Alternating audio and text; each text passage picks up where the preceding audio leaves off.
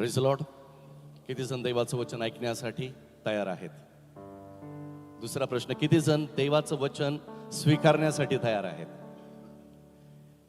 तिसरा प्रश्न, किती जण आज देवाच्या वचनानुसार चालण्यासाठी तयार होणार आहेत? आमेन. तुम्हाला माहिती आहे का, आज जर आम्ही इकडे बदलू तर बाहेर बदलाव घडून येईल. आम्ही जर इकडे बदललो नाही तर बाहेर आम्हाला काहीच दिसणार नाही. किती जणांची इच्छा आहे येणाऱ्या दिवसामध्ये दौंडमध्ये संजीवन निर्माण व्हावं? आणि ते संजीवन म्हणजे फक्त अन्य भाषेत बोलण्याचं नाही, ते संजीवन म्हणजे फक्त प्रार्थना करण्याचं नाही, ते संजीवन फक्त वर्शिप करण्याचं नाही, ते संजीवन ख्रिस्ताच्या मंडळ्या एक होण्याचं संजीवन असणार आहे. ते संजीवन ख्रिस्तावर पहिली प्रीती करण्याचं संजीवन निर्माण होणार आहे. ते संजीवन आमच्यामध्ये ऐक्यता निर्माण करण्याचं संजीवन होणार आहे. आणि संजीवन ज्याला इंग्लिशमध्ये रिवायवल म्हणतात, आणि त्या रिवायवलचा जो खरा अर्थ आहे कमिंग बॅक टू लाईफ, जीवनाकडे पुन्हा एकदा आम्हाला यायचं आहे. आणि म्हणून आज आम्ही आमच्या स्वतःची तयारी करूया. आणि आज जे देवाचं वचन मी आपल्या समोर आणत आहे ते खूप प्रार्थनापूर्वक आणत आहे. आणि म्हणून आजचा जो विषय आपण या ठिकाणी ठेवलेला आहे त्या विषयानुसारच आज आपण अब्राहमाच्या 4 वेद्यांतून आज आपलं आत्मिक परीक्षण आपण करणार आहोत. आणि प्रभूला आपण त्याची कृपा मागू की प्रभू आज तुझ्या वचनातून तुम्हाला चालव आणि आज माझं जीवन तुला आनंद देणारं जीवन तू कर. आणि तुझ्या वचनाच्या द्वारा आज तू माझ्या जीवनामध्ये एक प्रकारचा मोठा बदलाव तू निर्माण कर. अब्राहमाच्या ज्या 4 वेद्या आहेत की ज्या आम्हाला उत्पत्तीच्या पुस्तकामध्ये पाहायला भेटतात, या 4 वेद्यांकडून आज आपण काहीतरी पाहणार आहोत. आज जे आपलं 12 तासाचं जे थीम आहे ते आहे नियर द अल्टर, वेदी जवळ. आणि अब्राहमाच्या जीवनामध्ये वेदी ही किती महत्वाची होती. आणि फक्त अब्राहम प्रार्थना करणारा नव्हता, अब्राहम फक्त विश्वास धरणारा नव्हता, परंतु अब्राहमाला पूर्ण ठाऊक होतं की ज्या जिवंत देवाने मला पाचारण केलेलं आहे त्या जिवंत देवाला खरी उपासना देण्यासाठी ती उपासना कशावर सादर होते याचा गोज त्याला ठाऊक होता, याची माहिती त्याला होती. आणि उपासना कशावर केल्याने ती उपासना मान्य होती हे त्याला पूर्ण ठाऊक होतं. आणि म्हणून आज देखील मंडळाने ही गोष्ट जाणून घेणं गरजेचं आहे. आज आमच्या घरात वेदी आहे का? आज आमच्या मंडळांमध्ये वेदी आहे काय? आज आमच्या जीवनामध्ये वेदी आहे काय? आणि ही वेदी आज मला अब्राहमाच्या जीवनातून काहीतरी अद्भुत शिकवणार आहे. उत्पत्तीच्या जर 11व्या अध्यायाकडे जर आपण गेलो तर उत्पत्तीच्या 11व्या अध्यायामध्ये आपल्याला पाहायला भेटतं की सर्व लोक एका जागे एकत्रित झाली. आणि देवाचं वचन सांगतं की त्यांनी एक निश्चय घेतला. ते म्हणाले की चला आपण विस्कळीत होऊ नये म्हणून, आपण आपली एकमेकांपासून पांगापांग होऊ नये म्हणून आपण एक बुरुज बांधू. आणि मग ते ज्या वेळेस बॅबिलॉन किंवा बाबेलच्या शिनार या जागेवर ते आले आणि त्यांनी ती जागा निवडली आणि त्यांनी तो निश्चय केला की चला आपण या ठिकाणी बुरुज बांधून आपण आपलं नाव करूया. हा तो त्यांचा निश्चय असा होता की आपण हा बुरुज बांधल्यानंतर सर्वात महत्वाची गोष्ट त्या बुरुज बांधण्याच्या माग या लोकांची जर काय होती तर देवाचं वचन आम्हाला स्पष्ट सांगतं की ते म्हणता हा बुरुज बांधून आपण सर्वजण आपलं नाव करूया, आपली महती किती आहे ते एकमेकांना दाखवूया. या नावातून आपण प्रगट करू की आम्ही कोणीतरी विशेष आहोत, आम्ही कोणीतरी स्पेशल आहोत, आमच्यामध्ये गुण आहेत, आमच्यामध्ये टॅलेंट्स आहेत, आमच्यामध्ये गिफ्ट्स आहेत. आणि जो प्रत्येक जण असं म्हणतो ना तो कधीच खरी उपासना करणार होऊ शकत नाही. देवाचं वचन सांगतं त्यांनी आकाशचुंबी अशी मोठी इमारत बांधायला सुरुवात केली. तो बुरुज बांधायला त्यांनी सुरुवात केली.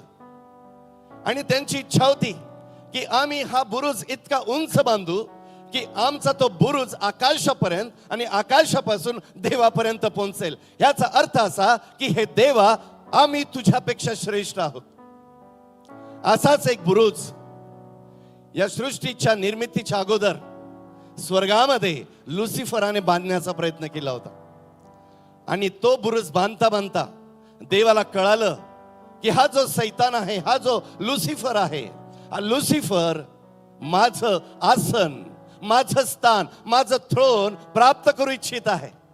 तो म्हणतोय की मी देवापेक्षा श्रेष्ठ होईल, मला त्या स्थानावर बसलं पाहिजे, मला त्या सिंहासनावर बसलं पाहिजे. आणि ज्या वेळेस अशा प्रकारचे विचार त्या स्वर्गामध्ये या लुसिफराच्या मनामध्ये मंडळी आलीत, त्यावेळेस देवाचं वचन सांगतं की त्या ठिकाणी बंड झाला. आणि या स्वर्गामध्ये जे सर्वात पहिलं आणि शेवटलं पातक घडलं ते होतं गर्वाचं, नेचर ऑफ प्राइड, गर्वाचं पातक. सैतानामध्ये अशा प्रकारच्या पातकांचा स्वभाव आता तो त्याच्यापुरतं मर्यादित राहिलेला नाहीये. सैतानाच्या जीवनामध्ये, लुसिफराच्या जीवनामध्ये जो गुणधर्म त्या स्वर्गामध्ये निर्माण झालेला होता, आता तो काय गुणधर्म कुठंतरी नष्ट झालेला नव्हता. तर त्या गुणधर्माला या सैतानाने आता वाटण्याचा विचार केलेला आहे.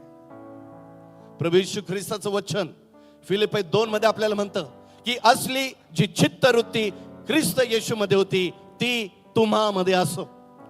प्रभू येशू ख्रिस्त या जगामध्ये फक्त तुम्हाला आणि मला तारण देण्यासाठी आला नाही, तर तो आम्हाला त्याचे गुणधर्म, तो आम्हाला त्याचे स्वभाव, तो आम्हाला त्याचे नेचर्स, तो आम्हाला त्याचे ॲट्रिब्यूट्स देण्यासाठी देखील आला आहे. हे आम्ही कधीच विसरता कामा नये. आणि जर आमच्या जीवनामध्ये ख्रिस्ताचे स्वभाव राज्य करत नाहीये, तर कोणाचे तरी स्वभाव राज्य करत आहे, हे कदापि विसरू नका. सैतानाच्या मनामध्ये जे गर्वाचं पातक स्वर्गामध्ये निर्माण झालं ते नष्ट झालेलं नव्हतं. आता या उत्पत्तीच्या 11व्या अध्यायामध्ये देवाचं वचन सांगतं की आता तोच सैतानाचा गर्वाचा स्वभाव, the nature of pride has entered in people's life. सैतानाचा तो गर्वाचा गुणधर्म आता लोकांच्या जीवनामध्ये निर्माण झालेला आहे. आणि आता लोक काय म्हणतायत? आम्ही, मी.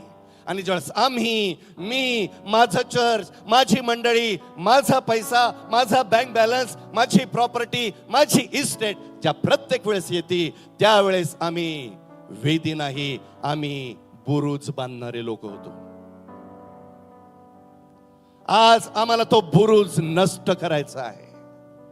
आज आम्हाला त्या बुरुजाला तोडून उद्ध्वस्त करायचं आहे. कारण प्रभूला बुरुज बांधणाऱ्या मंडळ्या नको आहेत, परमेश्वराला बुरुज बांधणारे चर्चेस नको आहेत, परमेश्वराला बुरुज बांधणारे सेवक नको आहेत, लीडर्स नको आहेत, तर परमेश्वराला त्याच्या मंडळीमध्ये वेदी बांधणारे लोक हवी आहेत. हालेलुया. आम्ही आज काय बांधणार आहोत? एक गोष्ट लक्षात ठेवा. ओ रबा शांदारी अलाबा शाकारा. हालेलुया. देवाचं वचन सांगत आहे, प्रभूचा आत्मा या आम्हाला सांगत आहे, जर आम्हाला वेदी बांधायची आहे तर ते बांधण्यासाठी आम्हाला काहीतरी तोडायचं देखील आहे. काय आम्ही ते तोडायला तयार आहोत काय? आमच्या जीवनातील बुरुज आम्ही तोडायला तयार आहोत काय? आमच्या जीवनातील टॉवर्स आम्ही तोडायला तयार आहोत काय? आमच्या जीवनातील गर्व आम्ही तोडायला तयार आहोत काय? जर ते तुटत नाही तर वेदी कधी बांधली जाणार नाही. सर्वात पहिले प्रभूला म्हणा, या 30 सेकंदासाठी आपण आपले नेत्र बंद करू. आज आपण वेदीच्या जवळ येत आहोत. प्रभूला म्हणा की प्रभू, in the name of Jesus, hallelujah, thank you Lord, thank you Jesus. प्रभूला म्हणा की प्रभू, आज माझ्या जीवनात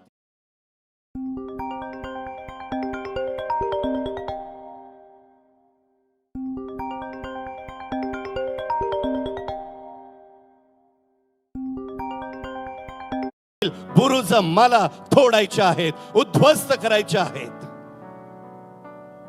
बाबेलाच्या बुरुजाला ज्यावेळेस देवाने पाहिलं,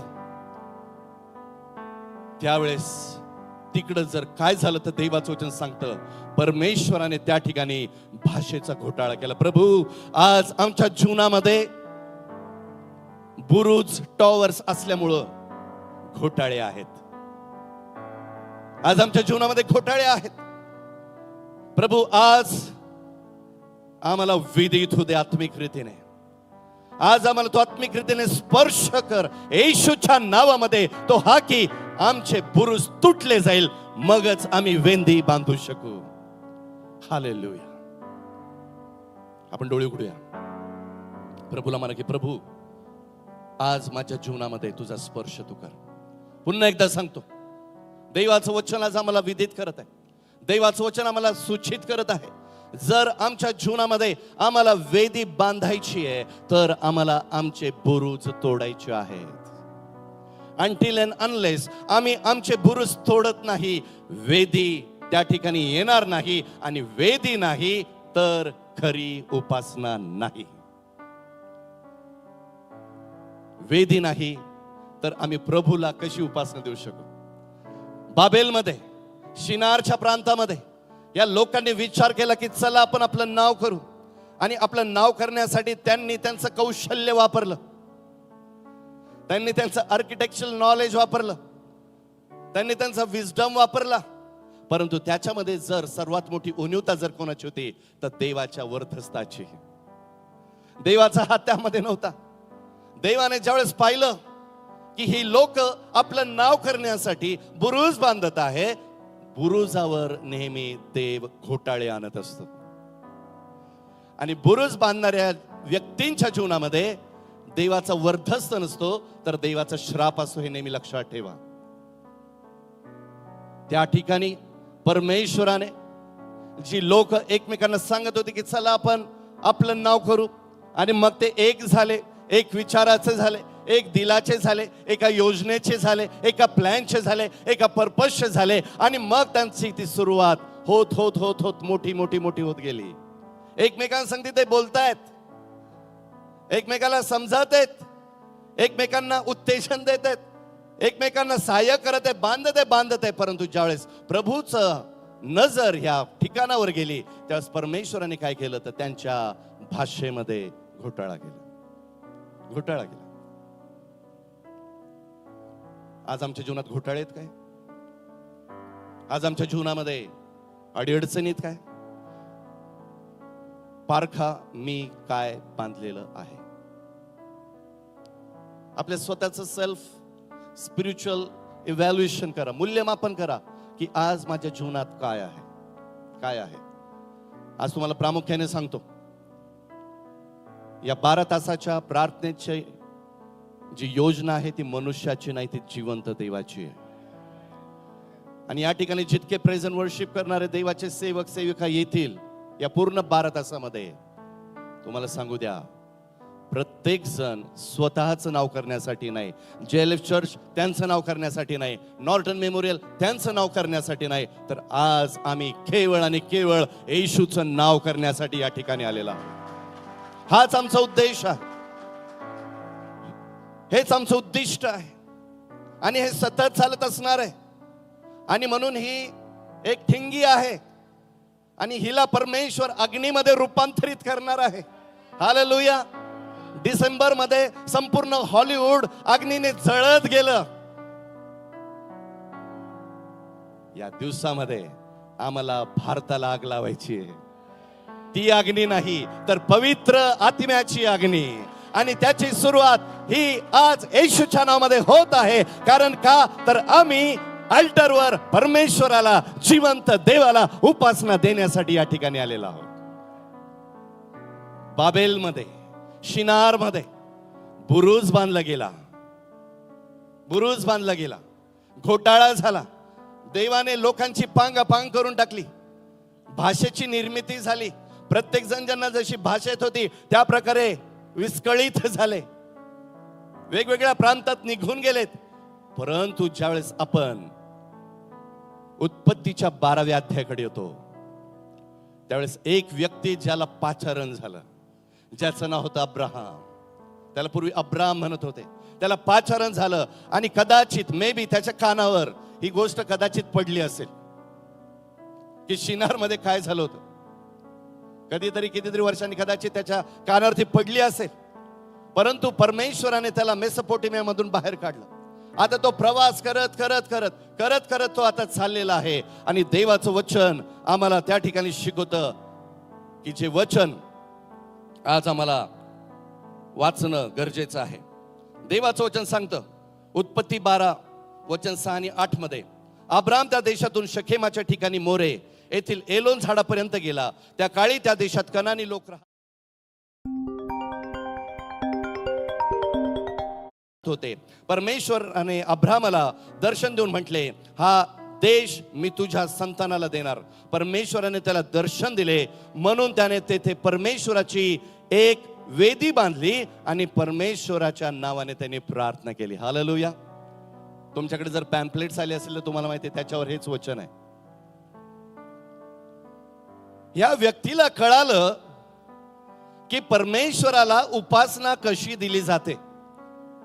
आणि म्हणून आज जे आपण पाहणार आहोत तो आपला विषय आहे वेदी, अल्टर. आणि अल्टर काय आहे? अल्टरला आपल्याला समजणं किंवा वेदीला पवित्र शास्त्राच्या दृष्टिकोनातून आम्हाला समजणे गरजेचं आहे. पवित्र शास्त्रात वेदी या शब्दाचा जो अर्थ होतो तो कत्तल किंवा बलिदानाची जागा. ही अशी एक जागा आहे की ज्याच्यावर प्राण्यांचा कत्तल किंवा त्यांना त्या ठिकाणी मारलं जातं किंवा त्या जागेवर त्यांना बलिदान करण्यात येतं. आणि म्हणून वेदी पवित्र शास्त्रानुसार ही काय आहे तर कत्तल किंवा ती बलिदानाची जागा आहे. आणि हे महत्वाचं ते आपल्याला समजणं गरजेचं आहे. जिथं रक्त सांडलं जातं असं आणि जिथं एक गोष्ट जागा घेती आणि ती आहे मृत्यू. परत सांगतो, वेदी ती जागा आहे ज्या ठिकाणी कत्तल किंवा बलिदान केलं जातं.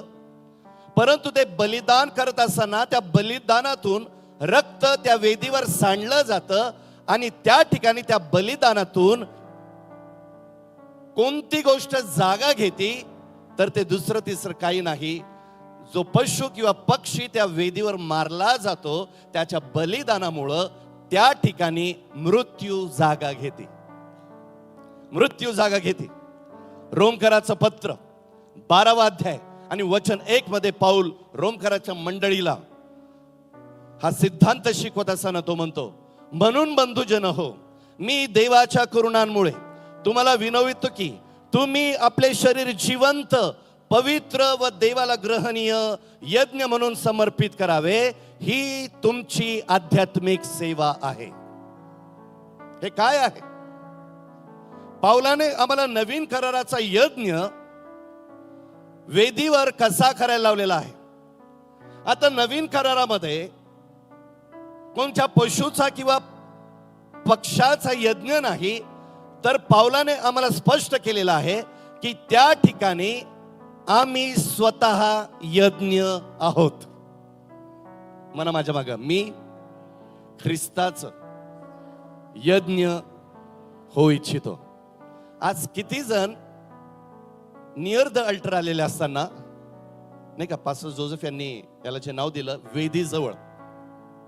वेदी जवळ, we all are near to the altar. आज त्याच्या पुढची एक स्टेप आपण टाकूया. जवळ फक्त येऊ नका, प्रभू आम्हाला त्या वेदीवर पाहू इच्छित आहे. हालेलुया. परत सांगतो, खूप जणांना नाही कळालं. प्रभू आम्हाला फक्त वेदी जवळ पाहू नाही इच्छित. प्रभू आज रोम 12:1 प्रमाणे आम्हाला वेदीवर असलेलं अर्पण पाहू इच्छित आहे. हालेलुया. पुन्हा वाचतो, म्हणून बंधुजन हो, मी देवाच्या करुणांमुळे तुम्हाला विनवितो की तुम्ही आपले शरीर, याला मारायला खूप कठीण जातं म्हणे माहिती आहे तुम्हाला. या जगामध्ये आम्ही सर्वात काळजी जर कशाची घेत असेल ना तर आमच्या या शरीराची. We love our body. परंतु प्रभू म्हणतो हेच तू ज्याच्यावर अधिक प्रीती करतो ना तेच तुला अर्पण करायचंय. प्रभूचा फंडा फार वेगळा आहे बरं का. प्रभू आमच्याकडून नेहमी ती अपेक्षा करतो ज्यावर आम्ही अधिक प्रीती करतो. अब्रामाकडे त्याने कोणतं डिमांड केलं, कोणती आज्ञा केली की अब्राहम ज्यावर अधिक प्रीती करत होता त्याचा एकुलता एक वयस्कर झालेला असताना झालेला मुलगा इसहाक. इसहाक. त्या इसहाकामुळं सारेच्या आणि अब्रामाच्या मुखावर देवाने हास्य दिलं होतं, आनंद दिला होता. त्याच्याकडे बघून ते परमेश्वराचे प्रॉमिसेस आठवत होते, प्रभूचा जय जयकार करत होते, परमेश्वराला धन्यवाद देत होते की प्रभू तुझं अभिवचन आमच्या म्हातारपणात तू पूर्ण केलेलं आहे. प्रभू म्हणतो ठीक आहे. Now Isaac started to grow. प्रभू बघतोय म्हातारपणात झालेले लेकर खूप लाडाचे असतात बरं का. किती जण इकडे म्हातारपणात झालेले नाही झालेत? ओके. पण जे शेंडफळ असतात ना ते खूप लाडाचे असतात, आणि सर्वात जास्ती बिघडणारे तेच असतात शेंडफळ. कारण त्यांचा घरामध्ये अति लाड केला जातो, फाजील लाड केला जातो. कारण का तर कदाचित नवसाने झाला असेल, नाही माहिती, किंवा नाही का फक्त मुली मुली मुलीच होत होत्या आणि मग मुलगा झाला, मग त्या मुलींकडे दुर्लक्ष, मुलाकडे सर्व लक्ष, आणि मग ते मुलगा वाढतं वाढतं वाढतं, आणि मग वाढता वाढता त्याचा लाड वाढतो आणि मग ते जास्ती लाडात येऊ लागतं. तुम्हाला काय वाटतं, इसहाक सारेसाठी अब्रामासाठी काय लाडाचं लेकरू नसेल? परंतु प्रभू दररोज पाहत होता की अब्रामाला इसहाक झाल्यानंतरही, सारेला इसहाक झाल्यानंतरही हा माझ्यावर अधिक प्रीती करतो का इसहाकावर जास्त प्रीती करतो. आणि प्रभूने एकदा योजना केली, आता मी अब्रामाला तपासणारच. आणि मग तो दिवस आला, प्रभूचं वचन या अब्रामाच्या कानावर आलं आणि तो त्याला म्हणतो, मला तुझ्याकडून काहीतरी हवंय अब्रामा. मला तुझ्याकडून काहीतरी हवंय. आणि अब्राम म्हणतो, बोल प्रभू, तुझे मागल ते मी द्यायला तयार आहे. आणि मग प्रभू म्हणतो, मला तुझा एकुलता एक अतिप्रिय तुझा पुत्र हाच हवा आहे. Being a sacrifice. प्रभू आमच्याकडून आमचं जे सर्वात आवडतं आहे ते आज मागत आहे. आज दिवसभरामध्ये आम्ही प्रभूला आमचं आत्मिक चिंतन आणि मनन करत असताना हेच विचारू, प्रभू आज माझ्या जीवनामध्ये माझी सर्वात आवडणारी जी गोष्ट असेल ना, ती आज अब्राहमासारखी मी तुला अर्पण करण्यासाठी धैर्य करणार आहे. प्रभू जर मागत असेल तर प्रभू आज आम्हाला दोन गोष्टी करायला सांगणार आहे, नीट लक्षात घ्या. आज आम्ही वेदीजवळ आलेलो असताना जर आम्हाला वेदीवरचं अर्पण करायचंय तर पाऊल म्हणतो, तुम्ही आपलं शरीर जिवंत असं त्या अल्टरवर किंवा त्या असलेल्या वेदीवर अर्पण करा. आज प्रभू आम्हाला दोन गोष्टी करायला लावणार आहे. एक तर तो आमच्याकडून आमचं सर्वात प्रिय काहीतरी मागणार आहे, किंवा आज आमच्या जीवनात त्याला अतिशय द्वेष देणारी आणि राग येणारी गोष्ट आम्हाला सोडायला लावणार आहे. आज आम्हाला सोडण्यासाठीही आमची स्वतःची तयारी करायची आहे आणि आम्हाला त्याला देण्यासाठीही आमच्या स्वतःची तयारी करायची. Are we ready? हे वेदीवरच होतं. It will only happen on altar, because altar is a special place to worship God. वेदीच ही ती जागा आहे ज्याच्यावर बलिदान केलं जातं. आणि म्हणून परत सांगतो, वेदी या शब्दाचा अर्थ कत्तल किंवा बलिदानाची जागा, जिथे रक्त सांडलं जातं आणि मृत्यू ती जागा घेतो. आज आम्हाला प्रभूला ह्या वचनाप्रमाणे म्हणायचं आहे की मी देवाच्या करुणामुळे तुम्हाला विनवितो की तुम्ही आपली शरीरे जिवंत, पवित्र व देवाला ग्रहणीय यज्ञ म्हणून समर्पण करावीत. हीच तुमची आध्यात्मिक सेवा आहे.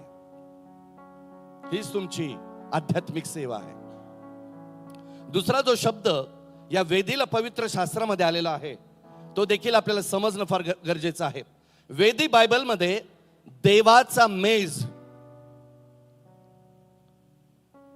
मेज किंवा टेबल इंग्लिशमध्ये म्हणून देखील ओळखली जाते. देवाला अर्पण करण्यासाठी आणि भेटवस्तूंचे एक पवित्र स्थान म्हणून ही वेदी ओळखली जाते. आणि म्हणून मलाखीचं पुस्तक याच्या पहिल्या अध्यायामध्ये 7व्या वचनामध्ये त्या ठिकाणी मलाखीच्या द्वारा इस्रायल लोकांना परमेश्वराने त्याची वेदी हा एक मेज कसा आहे, टेबल कसा आहे या वचनातून सूचित केलेलं आहे. मलाखी 1:7 मध्ये नाही वाटतं ते वचन, पण मी वाचतो तुमच्यासाठी. मलाखी 1:7 मध्ये देवाचं वचन सांगतं, तुम्ही माझ्या वेदीवर विटाळलेली भाकर चढवता, तरी तुम्ही विचारता आम्ही कोणत्या प्रकारे तुला विटाळले. आणि मग तो पुढे जाऊन म्हणतो, तुम्ही म्हणता परमेश्वराचे मेज तुच्छ आहे, परमेश्वराचा मेज तुच्छ आहे असे तुम्ही बोलता, त्यांनी करून तुम्हीच ते विटाळतात. अतिशय कडक मलाखीच्या द्वारा इस्रायल लोकांना देव या वचनातून सूचित करतो. त्या वचनाकडे आपल्याला जायचं नाही, कारण तो आपला कॉन्टेक्स्ट नाहीये. परंतु पवित्र शास्त्रामध्ये वेदीला टेबल म्हणून देखील ओळखलं जातं, वेदीला मेज म्हणून देखील ओळखला जातो. आणि हा मेज आम्हाला काय दाखवतो? हा मेज आम्हाला सर्वात महत्वाची गोष्ट, की ज्या प्रत्येक वेळेस वेदी म्हटलेल्या मेजाकडे किंवा टेबलकडे प्रियांनो आम्ही येतो, त्यावेळेस आम्ही वर्शिपसाठी, आम्ही आराधनेसाठी सहभागितेत आलेलो आहोत. We are around the table in the mighty fellowship of heavenly father. आम्ही देवाच्या पवित्र सानिध्यामध्ये त्याच्या सहभागितेत एकत्रित आलेले आहोत. आणि म्हणून उपासना वेदीवरची ही एकटी देखील केली जाते, आणि उपासना वेदीवरची ही सहभागितेमध्ये देखील केली जाते. आज आम्ही सहभागितेत सगळेजण वेदीच्या जवळ आलेले आहोत. आमेन. आम्ही सहभागितेत वेदीच्या जवळ आहोत, आणि आम्ही मिळून ती सहभागिता उपासनेची प्रभूला आपण देणार आहोत. आणि म्हणून आम्हाला ही गोष्ट ओळखणं फार गरजेचं आहे. जर पवित्र शास्त्रामध्ये आपण पाहिलं तर वेदीचा सर्वात पहिला उल्लेख हा आम्हाला उत्पत्तीच्या 8व्या अध्यायामध्ये पाहायला भेटतो. मी थोडा विचार करत होतो की सर्वात पहिले जे अर्पण आहे ते खुद्द देवाने केलं होतं.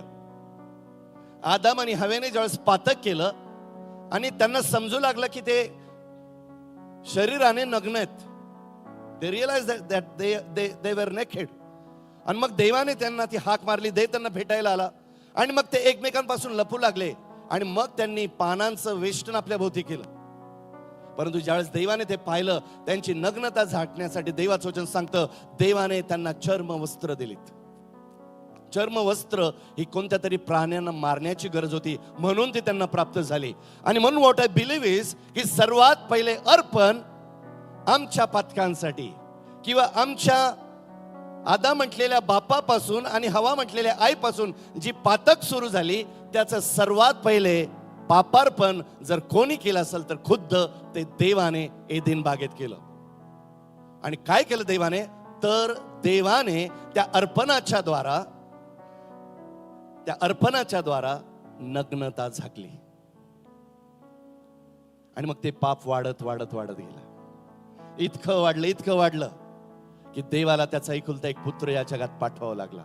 जे आम्ही आत्मिक रीतीने नग्न झालेलो होतो, आज आम्हाला जे वेष्टन भेटलेली आहेत, आम्हाला जी वस्त्र भेटलेली आहेत, ती दुसरी तिसरी नाही, येशूने त्याच्या रक्ताच्या द्वारा आम्हाला तारणाची वस्त्र दिलेली आहेत. आज जर आमचं तारण झालेलं आहे ना, जर आम्ही विश्वास ठेवतो ना that I am been saved by the precious blood of Jesus Christ, त्याचा अर्थ असा की माझ्याकडे ज्या प्रत्येक वेळेस देव अवलोकन करतो, त्यावेळेस तो माझ्याकडे त्याची तारणाची वस्त्र पाहतो. आज जर आमची तारणाची वस्त्र कुठंतरी फाटली गेली असतील, निघून गेली असतील, आमच्या पातकांनी कुठंतरी आमचे ते वस्त्रांना कुठंतरी विटाळलेलं असेल, तर आज आम्हाला वेदी म्हटलेल्या मेजाकडे यायचं आहे. पुन्हा एकदा यायचं आहे. प्रभूला म्हणा की प्रभू, मी काही वर्षांपूर्वी तुझ्यामध्ये खूप दृढ आणि मजबूत होतो, परंतु मी तुझ्यापासून अलिप्त झालो, मी तुझ्यापासून दुरावला गेलो, तुझ्या समक्षतेपासून दुरावला गेलो, तुझ्यावर प्रीती करण्यापासून दुरावला गेलो. परंतु आजचा दिवस तू मला दिलेला आहे, कारण मी पुन्हा एकदा त्या वस्त्रामध्ये नीट व्हावं. आमच्या वस्त्रांना पुन्हा एकदा धुण्यासाठी तो तयार आहे, कारण ती त्याने त्याच्या बलिदानाच्या द्वारा तुम्हाला आणि मला ती वस्त्र दिलेले प्रियांनो. आणि म्हणून पवित्र शास्त्रामध्ये सर्वात पहिलं बलिदान हे स्वतः अर्पण स्वतः देवाने आदामासाठी आणि हवेसाठी केलं. आणि दुसरं जे अर्पण आपण पाहतो तर आदाम आणि हवेला झालेले काईन आणि हबेल एकाचं अर्पण मान्य झालं आणि दुसऱ्याचं मान्य झालं नाही, असं देवाचं वचन सांगतं. आणि मग कोणत्या प्रकारे कायनाने हबेलाचा वध केला, खून केला, मर्डर केला, ही स्टोरी आपल्याला माहिती आहे. परंतु त्या ठिकाणी वेदीचा उल्लेख नाहीये. परंतु पवित्र शास्त्रामध्ये सर्वात पहिले वेदीचा जो उल्लेख आलेला आहे तो आपल्याला पाहायला भेटतो. उत्पत्तीचं पुस्तक 8 अध्याय वचन 20. आणि त्या ठिकाणी असं म्हटलेलं आहे, नंतर नोहाने परमेश्वरासाठी वेदी बांधली. आणि नोहाला ठाऊक होतं वेदी बांधण्यासाठी काय करावं लागतं, त्याच्यावर अर्पण कशी केली जातात. आणि ही गोष्ट लक्षात ठेवा, हे अर्पण त्यावेळेस होत आहेत तोपर्यंत नियमशास्त्र आलेलं नव्हतं. मोशेच्या द्वारा प्रभूने नियम दिलेले नव्हते. 613 आज्ञा आलेल्या नव्हत्या, 10 आज्ञा आलेल्या नव्हत्या. अर्पण कशी केली जावी हे सांगितलेलं गेलं नव्हतं. परंतु अर्पण करण्यासाठी आमची वृत्ती ही चांगली पाहिजे. त्यांच्याकडे नियमशास्त्र नव्हतं, परंतु त्यांच्याकडे त्यांचा देव होता, देवाचे स्वभाव होते. म्हणून नोहाबद्दल देवाचं वचन सांगतं की संपूर्ण जगामध्ये 6व्या अध्यायाकडे जर तुम्ही गेला उत्पत्तीच्या, तिकडे देवाचं वचन सांगतं नोहाबद्दल की नोहा त्याच्या पिढीमध्ये हा सात्विक आणि नीतिमान होता. आणि सात्विकता आणि नीतिमत्व हा देवामध्ये असलेला गुणधर्म आहे. आणि म्हणून आमच्या देवाला याहवे सिद्ध केनू म्हटलेलं आहे. परमेश्वर आमची धार्मिकता आहे.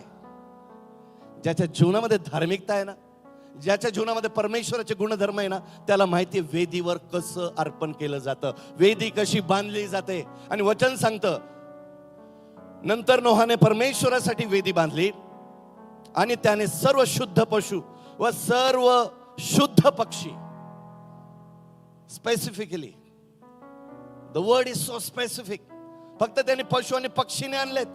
त्याला माहिती होतं पशु पक्ष्यांमध्ये काय शुद्ध आहे, what is clean and what is unclean. याचा अर्थ असा, प्रभू आम्हाला पहिल्या वेदीपासून सूचित करतो, देवाला पवित्र यज्ञच आनंद देऊ शकतो. शुद्ध हृदयच प्रभूला आनंद देऊ शकतो. अशुद्धतेमध्ये आम्ही आलो आणि कितीही अन्य भाषेमध्ये ओरडून गुडघ्यांवर येऊन हात उभारून प्रभूची उपासना केली ना, प्रभू सर्वात पहिले उपासक म्हणून आम्ही आलेला असताना पाहतो की आमच्या जीवनामध्ये शुद्धता निर्माण झालेली काय. कारण अशुद्धतेमध्ये शुद्ध पवित्र देवाची उपासना केली जात नाही मंडळी. अशुद्धतेमध्ये ज्याच्यासाठी अहोरात्र आम्ही तरी या ठिकाणी 12 तास करण्यासाठी आलेलो आहोत, परंतु तुम्हाला माहिती आहे का, दूतांच्या निर्मितीपासून तर आतापर्यंत युगानुयुग एक शब्द देवासाठी वारंवार आळीपाळीने चालू आहे, आणि तो आहे पवित्र, पवित्र आणि पवित्र. थकत नाही ते का? ते फक्त पवित्रच म्हणतात. काय त्या पावित्र्याला इतकं महत्व ते देतात? कारण त्यांना माहिती आहे आम्ही ज्याची उपासना करतो तो पवित्र आहे. हालेलुया. त्याच्या सराफिम बद्दल ज्यावेळेस यशायात त्याच्या 6व्या अध्यायामध्ये आम्हाला सांगतो की सराफिम दूत ज्यावेळेस त्याला आळीपाळीने पवित्र, पवित्र आणि पवित्र म्हणून त्याची उपासना करता मंडळी, त्यावेळेस फक्त ती पवित्रता त्यांच्या ओठातून नाहीये. देवाचं वचन सांगतं 2 पंखांनी ते आपलं मुख झाकतात आणि 2 पंखांनी ते आपलं पाय झाकतात. कारण त्यांना माहिती आहे की आमचं मुख हे त्या जिवंत देवाच्या पावित्र्याला सामोरं जाऊ शकत नाही. आमचे पाय अपवित्र असेल तर आम्ही ती पवित्रता त्याच ठिकाणी पावित्र्याने ठेवू इच्छितो. या ठिकाणी खूप सुंदर, या ठिकाणी आणता का इकडे प्लीज, ते कराराचा कोश, आर्क ऑफ कोव्हनंट, या ठिकाणी ते वर आणलं तरी चालेल. फक्त या ठिकाणी ते इमेज आपल्या समोर आपण इमॅजिन करू शकतो की ज्यावेळेस परमेश्वराचं सानिध्य निवास मंडपामध्ये कराराच्या कोशामध्ये होतं, त्याही वेळेस आपल्याला हे 2 करूब चेरुबियन सेज दाखवतात की या ठिकाणी देवाचं जे काही प्रेझेन्स आहे, शकायना ग्लोरी आहे, या प्रेझेन्स मध्येही त्या असलेल्या प्रतिमेला देखील ठाऊक आहे की या ठिकाणी आम्ही कोणासमोर आहोत. हे कोण होते? हे काय खरे दूत होते का? काय स्वर्गातून उतरून आलेले होते? नाही. परंतु एक विसरू नका, जरी खरे दूत आलेले नव्हते, परंतु खरा परमेश्वर इकडंच होता त्याच्या सानिध्याच्या द्वारा. आणि जी प्रतिमा देवाने बनवायला लावलेली होती, ती प्रतिमा इस्रायल लोकांना आणि आज मंडळीला देखील हेच विदित करते की आमचा देव पवित्र आहे आणि म्हणून पावित्र्याने आम्ही त्याच्या समोर जाणं खूप गरजेचं आहे. आजच्या या 12 तासामध्ये प्रभूला म्हणा, प्रभू माझ्या जीवनातील कोणतीही अशुद्धता असेल ती इथून पुढे राहणार नाही, कारण मी इथून पुढे पवित्र जिवंत देवाचा पवित्र उपासक म्हणून बाहेर पडणार आहे. आम्हाला तसं पडायचंय. नोहाला विदित होतं, त्याला माहिती होतं आणि म्हणून त्याने काय केलं तर सर्व शुद्ध पशु व सर्व शुद्ध पक्षीच त्याने निवडले. आणि देवाचं वचन सांगतं त्यातील काही घेऊन त्या वेदीवर त्याने त्याचं होमार्पण केलं. त्यातील काही त्याने घेतलं आणि वेदीवर त्याचं होमार्पण केलं आणि प्रभूला त्यांनी प्रसन्न केलं. होमार्पणामध्ये गोष्ट होती माहिती तुम्हाला, होमार्पणामध्ये ज्यास होमार्पण केली जात असेल, स्तुतीचे होमार्पण केली जात असे, त्यावेळेस त्या होमार्पणाच्या त्या अग्नीतून एक धूर तयार व्हायचा. एक धूर की जो परमेश्वराच्या नाकपुड्यात पोहोचत होता. आणि तो धूर फक्त धूर नाही, त्याला अरोमा म्हटलेला आहे इंग्लिशमध्ये. त्याला अरोमा, सुवासिक द्रव्य ज्यावेळेस परमेश्वराला अर्पण केले जात असे, ते तो सुवास परमेश्वराच्या नाकपुड्यामध्ये जात असे आणि त्यावेळेस परमेश्वर त्याच्या लोकांना आशीर्वादित करत असे. आज आमच्या वर्शिप मधून, आज आमच्या आराधनेतून आम्ही प्रभूला सुवास देत आहोत का आम्ही त्याला दुर्गंधी देत आहोत. It's a time to ponder. आमच्या स्वतःचं आत्मिक निरीक्षण करण्याची गरज आहे, कारण आज आम्ही त्याच्यासाठीच आहोत, आणि म्हणून ह्या वेदीचं महत्व आज आम्हाला पटणं गरजेचं आहे. म्हणून मी जी सुरुवात केली ती बाबेलाचा बुरुज. बुरुजावर उपासना केली जात नाही, बुरुजावर स्वतःला उपासना दिली जाते. बुरुजावर स्वतःची प्रशंसा केली जाते. बुरुजावर देवाला कोणत्या प्रकारचं स्थान दिलं जात नाही. बुरुजावर कोणत्या प्रकारे देवाचं सामर्थ्य उतरून येत नाही आणि बुरुजावरून कोणतेही अर्पण मान्य केली जात नाही. ते कुठं होतात? फक्त आणि फक्त वेदीवरच. आणि म्हणून सर्वात पहिली जी वेदी आहे ती आहे आशेची वेदी, अल्टर ऑफ होप, जे वचन आपण वाचलं उत्पत्ती 12:6 आणि 8 मध्ये. आणि त्यामध्ये म्हटलेलं की अब्राम त्या देशातून शकेमाच्या ठिकाणी मोरे येथील एलोन झाडापर्यंत गेला. त्या काळी त्या देशात कनानी लोक राहत होते. परमेश्वर अब्रामाला दर्शन देऊन म्हणाला, हा देश मी तुला तुझ्या संतानाला देणार आहे. परमेश्वराने त्याला दर्शन दिले आणि म्हणून त्याने तेथे परमेश्वराची एक वेदी बांधली आणि परमेश्वराने त्याला दर्शन दिले म्हणून त्याने त्या ठिकाणी उपासना केली. वचन काय, वचन काय, कॉन्टेक्स्ट काय या वचनाचं माहिती आहे तुम्हाला? परमेश्वराने त्याला दर्शन दिलं म्हणून.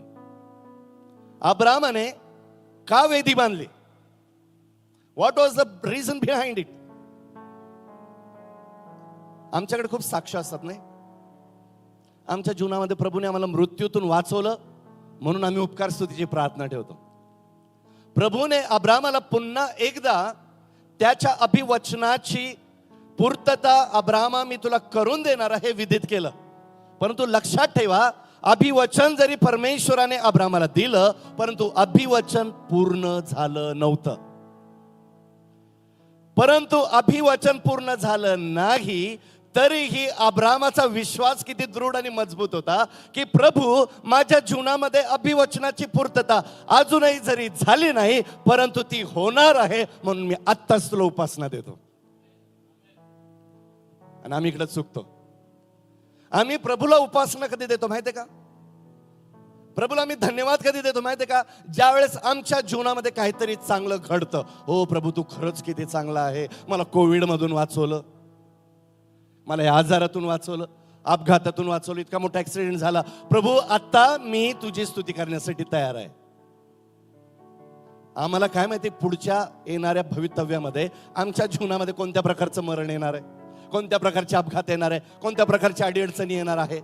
परंतु अडीअडचणी, संकट, चढउतार कसेही यो परंतु आज आम्हाला वेदीकडे काय शिकायचंय अब्रामासारखं. प्रभू ते येतील त्यावेळेस येतील, परंतु त्याच्यातून तू आम्हाला आत्ताच वाचवलेलं आहे, म्हणून आम्ही तुला आत्ताच उपासना त्या भविष्यातील असलेल्या गोष्टींबद्दल देत आहे. हालेलुया. आजपासून आमच्या प्रार्थनेला बदला.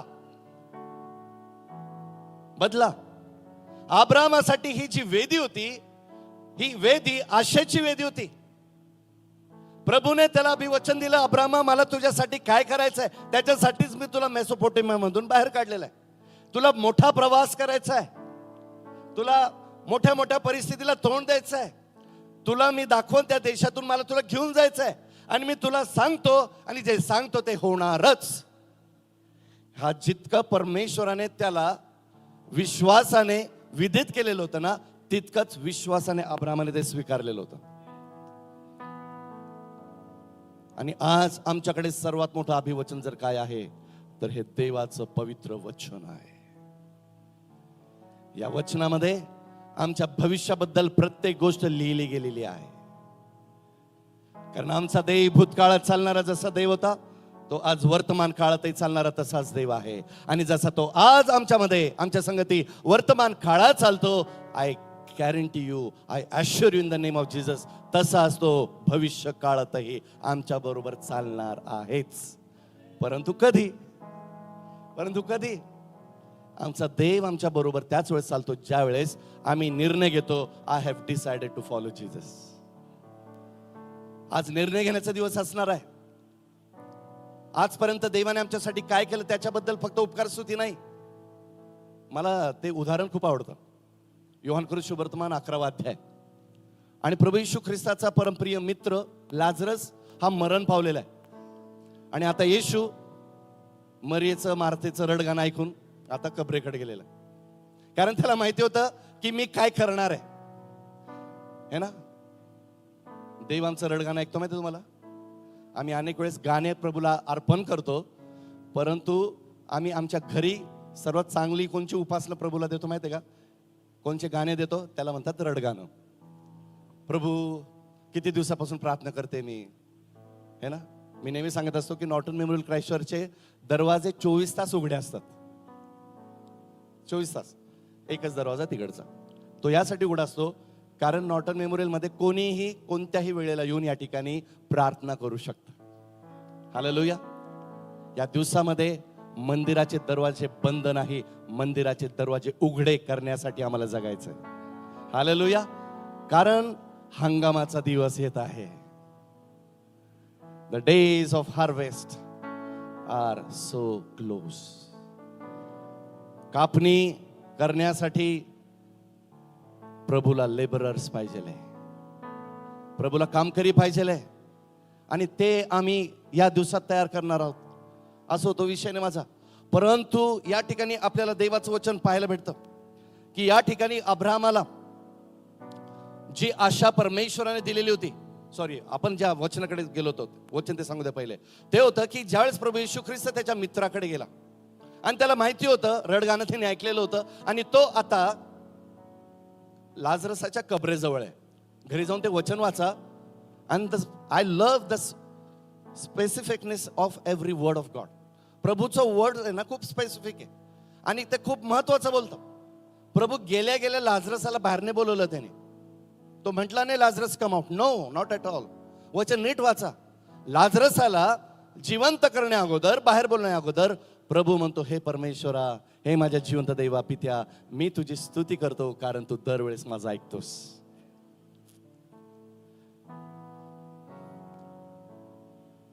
कबरेतून जर बाहेर यायचंय ना, तर येशू आम्हाला त्याचा एक गुणधर्म शिकवतो.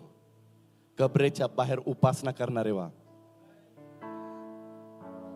आम्ही कबरेकडे रडायला जातो, कबरेकडे शोक करायला जातो, कबरेकडे सांत्वन देण्यासाठी जातो, कम्फर्ट करण्यासाठी जातो. येशू ज्यावेळेस कबरेकडे येतो त्यावेळेस तो सांत्वन देण्यासाठी नाही, आम्हाला नवीन जीवन देण्यासाठी येतो. आणि म्हणून योहान 10:10 मध्ये देवाचं वचन सांगतं, चोर येतो तो चोरी, नाश आणि घात करण्यासाठी येतो, मी तर तुम्हाला जीवन देण्यासाठी आलेलो आहे. मी तर तुम्हाला जीवन देण्यासाठी आलेलो आहे. आम्ही पापामध्ये मृत्यूमुखी पडलेलो होतो. येशूमुळे आम्हाला जीवन प्राप्त झालेलं आहे. आणि हे जीवन या जगापुरतं मर्यादित नाही, हे जीवन सार्वकालिक आहे की जे कोणी आमच्याकडून हिसकावून घेऊ शकत नाही. उपासना पहिले पाहिजे, उपासना पहिले पाहिजे. या ठिकाणी अब्रामाच्या जीवनामध्ये इसहाक झालेला नव्हता, वचनाची पूर्तता झाली नव्हती, परंतु अब्रामाने जी वेदी बांधली ती पहिली वेदी काय आम्हाला सांगते की प्रभू आम्हाला देखील तू आशेची वेदी बांधणारे कर. आज अनेकांच्या जीवनामध्ये तुमच्या प्रार्थना थांबल्या असतील, तुमच्या प्रार्थनेचं उत्तर थांबलं असेल, परंतु आज लवकरच परमेश्वर, तुम्ही जर ही आशेची वेदी आज या 12 तासाच्या प्रार्थनेमध्ये बांधणार आहात तर येणाऱ्या दिवसामध्ये तुम्हीच या ठिकाणी येऊन तुमच्या चर्चमध्ये जाऊन, तुमच्या फॅमिली चर्चमध्ये जाऊन ती साक्ष द्याल की मी या ठिकाणी जी आशेची वेदी बांधली होती त्याचं उत्तर परमेश्वराने मला दिलं आहे. आमेन. टेक 30 सेकंड्स, 30 सेकंद घ्या या वचनाप्रमाणे. द अल्टर ऑफ होप, आशेची वेदी. आपले डोळे 30 सेकंदासाठी बंद करा, ओनली फॉर 30 सेकंड्स.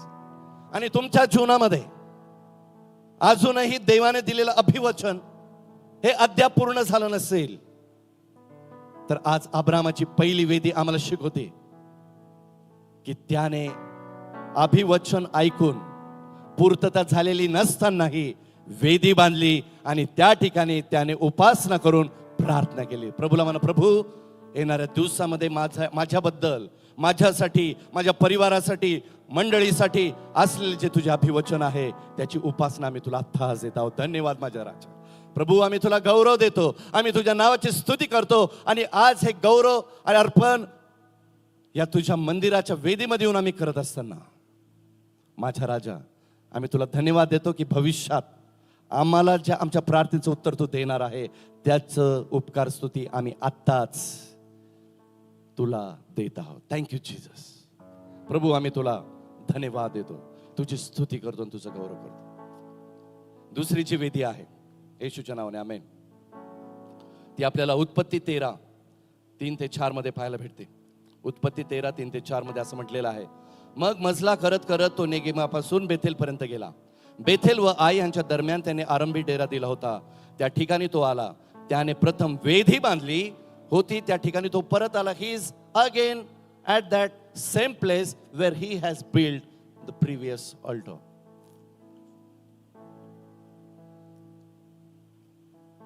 तो तिथंच आला ज्याने त्याने जी वेदी बांधली होती त्या ठिकाणी तो ते आला. परमेश्वराचं वचन सांगतो तेथे त्याने परमेश्वराच्या नावाने प्रार्थना केली. The alter of prayer. पहिलं अल्टर आपण शिकलो, द अल्टर ऑफ होप. पहिली वेदी काय शिकलो? आशेची वेदी. बोला माझ्या मागं, आशेची वेदी. दुसरी वेदी कोणती आहे? प्रार्थनेची वेदी. प्रार्थनेची वेदी. जर आपण उत्पत्ती 28-19 मध्ये गेलो तर ह्या स्थळाला, आता ते हिस्ट्री बॅकग्राऊंड सांगायची वेळ नाही, परंतु ती स्टोरी आपल्याला माहिती आहे की जेकब आता पळून जाते, याकोब आता पळून जाते आपल्या भावाच्या भीतीने. आणि ज्या ठिकाणी परमेश्वराने त्याला दर्शन दिले ही तीच जागा होती where twice Abram had built an altar. आणि म्हणून उत्पत्ती 28-19 असं म्हणतं, त्याने त्या ठिकाणाचे नाव काय ठेवले? बेथेल. बेथेल, देवाचे घर असे ठेवले. पूर्वी त्या नगराचे नाव लूज असे होते. खऱ्या अर्थाने बेथेलचा जो अर्थ होतो आपल्याला माहिती आहे की आपण अनेक वेळेस म्हणतो द हाऊस ऑफ गॉड, फक्त हाऊस ऑफ गॉड. परंतु तुम्हाला माहिती आहे का याचा जो मूळ इब्री जो अर्थ निघतो तो आहे अनंत काळाचे घर. प्रभूने आम्हाला अनंत काळाचं जीवन दिलेलं आहे ना, तर आम्ही कुठं राहणार आहोत? अनंत काळाच्या घरामध्ये. आम्ही बापाच्या घरात राहणार आहोत. येशू म्हणतो माझ्या बापाच्या घरात खूप खोल्या आहेत. घरं नाही म्हटलं बरं का, मी ही गोष्ट नॉर्टन मेमोरियल मध्ये खूप वेळ सांगत असतो. प्रभू म्हणतो माझ्या बापाच्या घरात खूप खोल्या आहेत. तो म्हणत नाही माझ्या बापाच्या इकडे खूप घर आहेत, प्रत्येकाला वेगवेगळे भेटतील. नो. मंडळी, ज्यावेळेस आम्ही प्रभूकडे जाऊ ना त्यावेळेस आम्ही बापाच्या घरात राहणार आहोत. We will be in a joint family. आणि ते अनंत काळचं घर आहे, असं तो विषय आपला नाही. परंतु त्या वेदीवर त्याने काय केलं तुम्हाला माहिती आहे का? की सर्वात पहिले प्रार्थना हा शब्द कुठं आलेला आहे? सर्वात पहिली प्रार्थना पवित्र शास्त्रामध्ये केली ती कोणी केली? ओके, तुमच्यासाठी होमवर्क, मला रविवारी येऊन सांगा उद्यापर्यंत. ओके. परंतु अनुषचा जन्म झाला हे तुम्हाला क्लू देतो मी.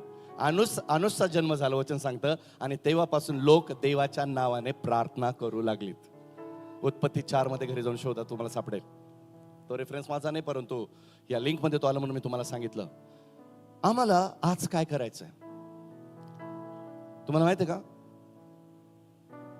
वेदी फक्त इकडं नाहीये. तुम्ही जर तुमच्या घरामध्ये एक प्रार्थनेचं स्थळ जर ठेवलं असेल, मला माहिती आहे माझ्या घरामध्ये एक स्पेसिफिक जागा आहे, तिथंच मी प्रार्थना करतो. मग त्याच्यामध्ये तुम्ही कदाचित समजाल अंधश्रद्धा, superstition, blind faith. No, not at all. मी तिकडं प्रार्थना यासाठी करतो कारण ती माझी प्रार्थनेची वेदी आहे. कारण माझा विश्वास आहे त्या जागेवरून ज्यावेळेस मी प्रार्थना करतो, माझ्या प्रार्थना प्रभू ऐकतो. कारण ती जागा ती आहे ज्या जागेवर देव माझ्या संगती त्याच्या आत्म्याच्या द्वारा, वचनाच्या द्वारा, प्रार्थनेतून बोलतो. आणि ते माझं खरं वतन ह्या जगातलं आहे ना. ख्रिस्ती तर लोकांच्या घरामध्ये तुम्ही गेलात तर तुम्ही बघाल, प्रत्येकाच्या घरामध्ये छोटे छोटे देवारे असतात. and they keep that place so holy. खूप पवित्र ती जागा ठेवतात. आम्हाला जागा पवित्र करण्यासाठी पाचारण नाही केलेलं आहे, आम्हाला स्वतः पवित्र राहण्यासाठी पाचारण केलेलं आहे मंडळी. कारण आम्ही त्याचं मंदिर आहोत. आणि ह्या मंदिराला आम्ही का पवित्र ठेवलं पाहिजे? कारण का तर त्याचा पवित्र आत्मा वास करतो. आणि ज्यावेळेस तो वास करतो त्याचं पावित्र्य आमच्या जीवनामध्ये रोज आणि रोज रोज आणि रोज रोज आणि रोज वाढत जातं. आणि म्हणून आम्ही प्रभूला आनंद देणार त्याची लोक होतो.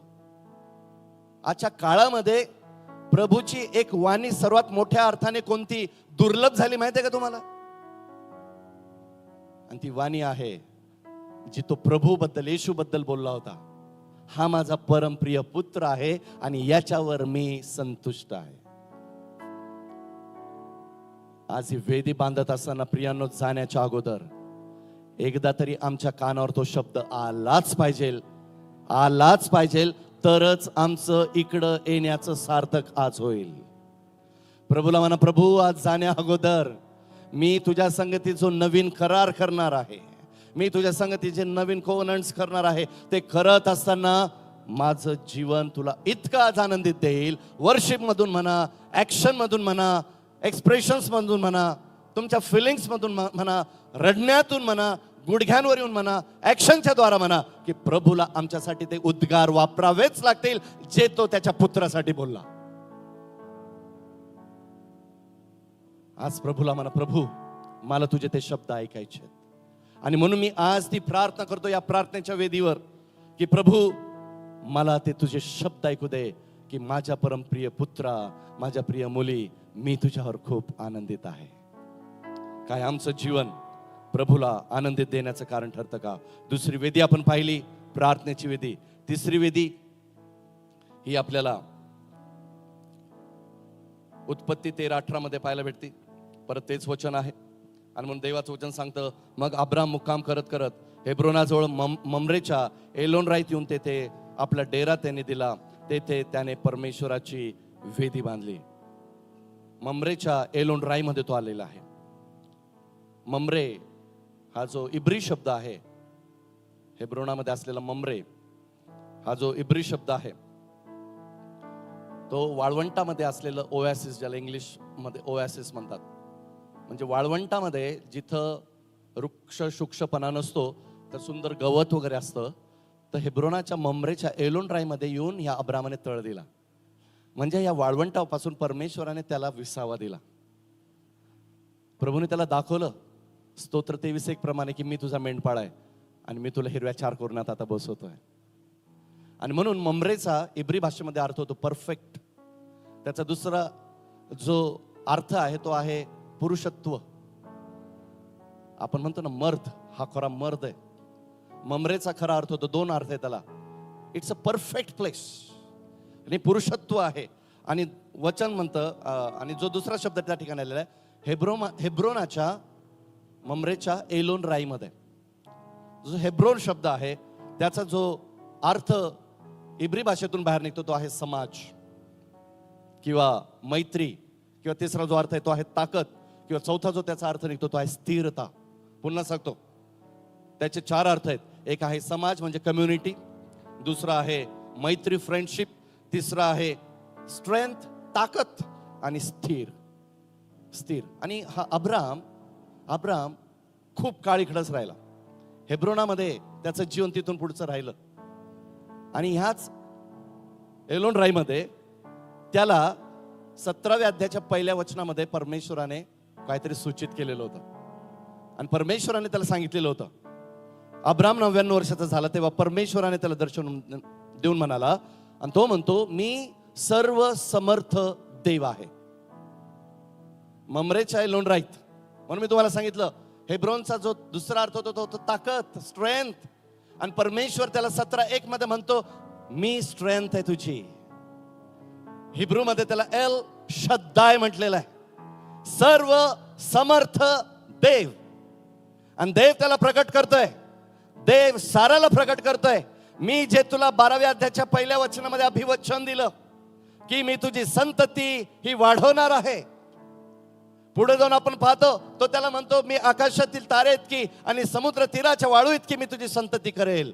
झालेली नव्हती, परंतु ज्या प्रत्येक वेळेस अब्राम सारा आपल्याकडे बघत होती, ते बघत होते अरे आम्ही तर वयाने वृद्ध होत आहोत, आमचं शरीर अशक्त होत आहे, परंतु अशक्तपणामध्ये सशक्त परमेश्वर नेहमी विश्वासणाऱ्यांना दर्शन देतो.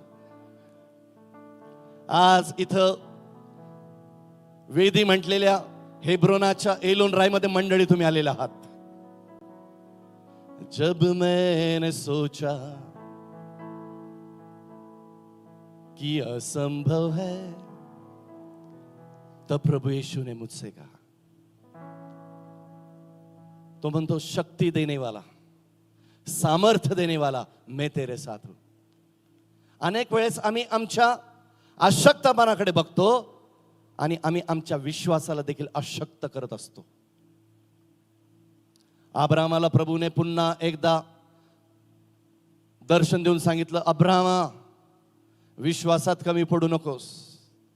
तुझ्या मिसेसचं साराचं जरी शरीर आता वृद्ध होत आहे, जरी तुझं शरीर वृद्ध होत आहे, परंतु त्या अशक्त शरीराला पुन्हा एकदा प्रबळ करण्याचं सामर्थ्य माझ्यात आहे, कारण मी स्वतः सर्व समर्थ देव आहे. आणि हे अभिवचन कुठे भेटतं माहिती आहे का? वेन आम्ही हेब्रोनाच्या ममरेच्या एलोन राईत येतो आणि त्या ठिकाणी परमेश्वराच्या नावाने वेदी बांधतो. आज मला माहिती आहे अनेक जण या ठिकाणी अशक्तपणात आलेले आहेत, अनेक जण या ठिकाणी तुटलेले आलेले आहेत, अनेक जण या ठिकाणी ब्रोकन हार्टने आलेले आहेत, अनेकांच्या जीवनामध्ये चिंता आहेत, अनेकांच्या जीवनामध्ये अशक्तपणा आहेत, कमकुवतपणा आहेत. परंतु आज देवाचं अभिवचन या वेदीतून परमेश्वर आम्हाला देतो की जी वेदी आम्हाला प्रगट करते ही वेदी सहभागितेची, ही फेलोशिपची वेदी आहे. आणि ही वेदी आज आम्हाला प्रगट करत आहे. आणि ती आज मंडळी तुम्हाला सांगत आहे, माझ्या मुला, माझ्या मुली, तू कोणत्याही तुझ्या क्षेत्रामध्ये अशक्त तू असेल, परंतु जाताना मी तुला सशक्त करून पाठवणार आहे. पाऊल म्हणतो, मी एकदा नाही, दोनदा नाही, तीनदा प्रभू तुझ्याकडे प्रार्थना केली की हा माझ्यामध्ये असलेला बुकी मारेचा काटा काढून टाक. प्रभू म्हणतो, माझी कृपा तुला पुरेशी आहे. ज्यावेळेस प्रभूचं हे वचन पाऊलाच्या कानावर पडलं, त्यावेळेस तो पुढे जाऊन म्हणतो, ज्यावेळेस मी अशक्त आहे ना, त्याच वेळेस मी सशक्त आहे.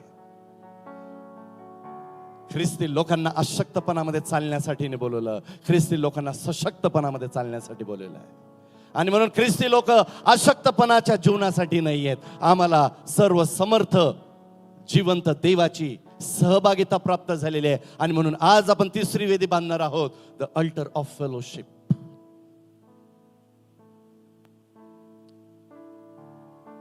या आपण पावलासारखं म्हणूया, माझ्या मागे म्हणा, जेव्हा मी अशक्त आहे तेव्हाच मी येशूमध्ये सशक्त आहे. हालेलुया. हे जर तुम्ही विश्वासाने क्लेम केलं असेल ना, तर याच क्षणाला तुमचा अशक्तपणा या सहभागितेच्या वेदीतून प्रभू काढून टाकत आहे. Claim it in the name of Jesus. Receive it in the name of Jesus. Hallelujah. प्रभू ते करणार आहे. आणि चौथी वेदी आपल्याला पाहायला भेटते आणि ती खूप इम्पॉर्टंट वेदी आहे. उत्पत्ती 22:9 मध्ये देवाचं वचन सांगतं, देवाने त्याला सांगितलेल्या ठिकाणी ते आले, तेव्हा अब्राहमाने तेथे वेदी उभारली, तिच्यावर लाकडे रचली आणि आपला पुत्र इसहाक याला बांधून, आपला पुत्र इसहाक याला बांधून काय म्हटलेलं आहे, वेदीवरच्या लाकडांवर ठेवले. ही वेदी आहे समर्पणाची वेदी. जर तुम्हाला आज वाटत असेल की माझ्या जीवनामध्ये माझ्या आशा प्रभूने पूर्ण कराव्यात, आम्ही प्रार्थना करत आहोत, त्या प्रार्थनेचं उत्तर प्रभूने द्यावं, प्रभूने मला अशक्तपणातून काढून सशक्त करावं, तर आज आम्हाला सर्वात मोठ्या वेदीची गरज आहे आणि ती आहे पुनरपी प्रभूला आमचं जीवन समर्पण करण्याची. सुरुवातीलाच मी सांगितलं, अब्राहमाकडे देवाने काय मागितलं. या जगामध्ये 2 जणांनी ते प्रूव्ह करून दिले. ख्रिस्तीपणात ज्यावेळेस आपण पाहतो की त्यांनी आपलं सर्वात आवडतं प्रभूला दिलं. पहिला होता अब्राहम आणि दुसरा तुमचा आणि माझा स्वर्गीय बाप. आणि म्हणून देवाचं वचन सांगतं योहान 3:16 मध्ये, देवाने जगावर एवढी प्रीती केली की त्याने आपला एकुलता एक पुत्र दिला. आणि येशूसाठी ती वेदी तो वधस्तंभ आहे, तो क्रॉस आहे, जिथं त्या वेदीवर त्याने आपलं समर्पण करून तुम्हाला आणि मला त्याची पुत्र आणि कन्या होण्याचा अधिकार दिलेला. आम्हाला ते सार्वकालिक जीवन दिलेलं मंडळी. आम्हाला त्याने त्याचं होण्याचा अधिकार दिलेला आहे.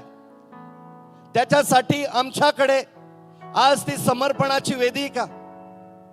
अब्राहमाला प्रभू म्हणतो, जा मी दाखवीन त्या डोंगराकडे जा. आणि तो आता निघालेला आहे आणि तो जातोय, त्याच्या पुत्राला घेऊन जातोय. त्याच्याकडे लाकडं आहेत, त्याच्याकडे इंधन आहे. आणि त्याच्या पुत्राला माहिती नव्हतं, माझ्या बापाकडे सगळं आहे, परंतु सॅक्रिफाईस कुठे आहे, अर्पण कुठे आहे. आणि ज्यावेळेस इसाक आपल्या बापाला विचारतो, त्यावेळेस अब्राहमाकडे त्याच्यासाठी खूप सुंदर आश्वासन होतं, अद्भुत आश्वासन होतं. आणि अब्राहम ज्या विश्वासामध्ये आतापर्यंत जगलेला होता, त्या विश्वासाची तो परिभाषा बोलतोय आणि तो म्हणतो, परमेश्वर देव पाहून देईल. हालेलुया. परमेश्वर पाहून देईल. तुम्हाला काय वाटतं त्या अब्राहमाचं मन कसं झालं असेल? अब्राहमाला समर्पण करण्याचं असलेलं जे सॅक्रिफाईस आहे, अर्पण काय आहे, माहिती नव्हतं का? माहिती होतं. परंतु आता 2 बापांची, एक अब्राहम म्हटलेला इसाकाचा बाप आणि एक स्वर्गीय बाप, कोण कोणावर किती प्रीती करतो याच्यामध्ये चढाओढ सुरू आहे. आम्ही जगामध्ये ना कसली चढाओढ केली पाहिजे माहिती? आम्ही देवावर किती प्रीती करतो याची. माझी प्रीती इतरांपेक्षा प्रभूवर वरचढ असली पाहिजे. प्रभू, मी कोणत्याही परिस्थितीमध्ये तुझ्यावर प्रीती करणं सोडणार नाही. इफिस्कराच्या मंडळीचं एकच प्रॉब्लेम होता, प्रभूला एकच खंत होती आणि ती होती, तो म्हणतो की इफिस्कराच्या मंडळी, तू आपली पहिली प्रीती करणं सोडलेलं आहे. पहिली प्रीती सोडलेली आहे. त्याला इंग्लिशमध्ये प्रोटॉस लव्ह म्हणजे पहिल्या स्थानाची प्रीती सोडलेली होती. या ठिकाणी अब्राहम आपल्या पुत्राला घेऊन चाललेला आहे. पुत्राला तो म्हणतो की देव बघून देईल, परंतु त्याला माहिती होतं त्याच्या मनामध्ये कोणत्या प्रकारची वादळ होती. मन ट्विस्ट होत असेल, विचार बदलण्याचा प्रयत्न होत असेल, परंतु नाही, माझ्या देवाने मला आश्वासन दिलेलं आहे. आणि तुम्हाला माहिती आहे का, मला वाटतं उत्पत्तीच्या 15व्या अध्यायामध्ये प्रभू अब्राहमाला म्हणतो की कम आउट, आकाशाकडे बघ, आकाशाकडे बघ. आणि तो म्हणतो, तुला ह्या तारे मोजता येईल का? आणि अब्राहमाने बघितलं. खूप स्कॉलर्स असे म्हणतात की अब्राहम हा गणित तज्ञ होता आणि देव नेहमी आपल्या प्रोफेशन नुसार आपल्या संगती बोलत असतो बरं का. आणि म्हणून देवाने अब्रामाचं गणित तपासलं आणि तो म्हणतो बघ आकाशाकडे आणि तुला हे तारे मोजता येतात का. मग त्यांनी सुरुवात केली असेल 1 2 3 1 करोड 3 करोड 5 लाख पुढे गेला असेल आणि तो एका सर्टन स्टेप वर तो गेला आणि तो म्हणा सॉरी प्रभू इथून पुढे मला मोजता येत नाही. तो म्हणतो एवढी मी तुझी संतती करेल. हालेलुया. त्याला माहिती होतं ही संतती इश्माईलाकडून नाही, ही इसहाकाकडूनच होणार आहे. हालेलुया. त्याला माहिती होतं, ठाऊक होता. परंतु ज्यावेळेस तुम्ही उत्पत्ती 22 मध्ये गेला ना आणि ज्यावेळेस हे अर्पण पूर्ण झालेलं देव पुन्हा एकदा अब्राहामासंगती बोलतो. आपण कधी कधी ते वचन मिक्स करून टाकतो, परंतु पहिले दिलेलं वचन हे वेगळं आहे आणि दुसऱ्यांदा समर्पणाची वेदी बांधल्यानंतर जे प्रभू त्याला आशीर्वाद देतो ना ते आशीर्वाद वेगळे. इकडे येऊन तो म्हणतो की अब्रामा जे समर्पण करण्यासाठी तू आपल्या पुत्राला मला अर्पण करण्यासाठी मागं पुढे बघितलं नाही, आता मी पण ईर्ष्यावान देव आहे. त्याला आशीर्वाद देतो तो आणि तो म्हणतो मी तुझी संतती आकाशातील ताऱ्या इतकी. आणि आता तो पुढे जाऊन दुसरा शब्द ऍड करतो देव आणि तो म्हणतो तुझी संतती मी समुद्र तीराच्या वाळू इतकी करेल. आमच्या जीवनामध्ये प्रभूला आशीर्वाद वाढवायला आवडतात, परंतु आमच्या आशीर्वादाला आमचा अविश्वास कारणीभूत ठरत असतो. अब्रामाने ती संधीच प्रभूला दिली नाही, ती संधीच प्रभूला दिली नाही. त्याला माहिती होतं प्रभू बघून देईल, परंतु प्रभूने मला जे सांगितलं ते मी करणारच, मी ते करणारच. इब्री करारच्या पत्रामध्ये ज्यावेळेस इब्री करारच्या लेखकाने ज्यावेळेस अब्रामाबद्दल आणि इसाकाबद्दल त्या अर्पणाबद्दल सांगितलं ना, अब्रामाच्या विश्वासाबद्दल इब्री कराराचा लेखक म्हणतो अब्रामाला हा विश्वास होता की जर कदाचित प्रभूने माझ्या मुलाला अर्पण करत असाल, मी त्याच्या गळ्यावर सुरा मारून जरी त्याचा वध केला तर तो मेल्यानंतरही माझं देव माझ्या पुत्राला पुन्हा एकदा जिवंत करेल. हा त्याचा विश्वास होता. म्हणून त्याच्या विश्वासाला त्याने कधीच तुटू दिलं नाही, फुटू दिलं नाही, कमी पडू दिलं नाही. म्हणूनच त्याला काय म्हटलेलं आहे, फादर ऑफ फेथ. अब्राहम विश्वासणाऱ्यांसाठी विश्वासाचा स्रोत आहे, आमच्यासाठी विश्वासाचा स्रोत आहे. त्याला माहिती होतं प्रभूने माझ्याकडे सर्वात माझं आवडतं मागितलेलं. प्रभू तू मागतो ना तर मी द्यायला तयार आहे. मी ती वेदी बांधत आहे. तो गेला, त्याला टाईट केलं, ती वेदी त्यांनी बांधली, त्याच्यावर लाकडं ठेवले, लाकडावर त्याने आपल्या मुलाला इसाकाला ठेवलं. मला इसाकाची वृत्ती या ठिकाणी खूप आवडली. इसाक हा सक्षम होता त्याच्या बापाला धक्का बिक्का देऊन पडून जायला. इसाक अगदी जितका अब्राहम त्याच्या देवावर विश्वास ठेवत होता ना, तितकाच पुत्र देखील देवावर विश्वास ठेवणारा होता. आणि ही लेगेसी मंडळांमध्ये चालली पाहिजे. आजच्या काळामध्ये प्रियांनो, आज आपण लवकरच हे हर्डल्स आणि असलेले जे अडखळणे आपण येशूच्या नावात तोडणार आहोत. आणि ते काय माहिती आहे का, आजच्या पिढ्यांमध्ये पिढ्या नाश होत आहेत, कारण जी आत्मिक लेगसी मंडळांमध्ये पाहिजे ती तुटत चाललेली आहे जग आणि जगातील गोष्टींमुळं. आज आम्ही ते सगळे बॉन्डेजेस येशूच्या नावामध्ये तोडणार आहोत आणि येशू ते तोडणार आहे. आणि ते कार्य कोण कोण करणार आहे, तर ते मंडळीच्या प्रार्थना, समर्पणाची वेदी, समर्पणाची वेदी. देवाने त्याला सांगितले त्या ठिकाणी तो आला तेव्हा अब्रामाने तेथे वेदी उभारली, तिच्यावर लाकडे रचली आणि आपला पुत्र इसाक याला बांधून वेदीवर लाकडांवर ते ठेवले आणि त्याने त्या ठिकाणी त्याचं ते अर्पण पूर्ण केलं. त्या ठिकाणी जे नाव प्राप्त झालं, तो बोलला होता विश्वासाने परमेश्वर पुरवून देईल. त्या कॉन्सेप्टला त्याने विश्वासाने नाव दिलं, माझा परमेश्वर जहोवा जायरा आहे, तो पुरवठा करणारा आहे, तो पुरवठा करणारा आहे. जाता जाता गोष्ट सांगू, ते अर्पण अपूर्ण अर्पण न राहिलं, ते अर्पण अब्रामाने पूर्णच केलं. प्रभू मी समर्पणाचं वेदी या ठिकाणी बांधली ना, ठीक आहे, आता तू माझा विश्वास पारखला, माझ्या पुत्राला पुन्हा एकदा तू जीवन दिलं, तू माझ्यावर संतुष्ट झाला, माझ्याबद्दल तू अभिवचन दिले, थँक्यू जीजस, थँक्यू लॉर्ड म्हटलं असेल तो त्यावेळेस. परंतु प्रभू, आता मी तर बिना अर्पणाच आलेलो आहे. जे अर्पण तू मागितलं होतं ते तू घेत नाही आता, परंतु ही वेदी मी रिकामी ठेव तरी कशी?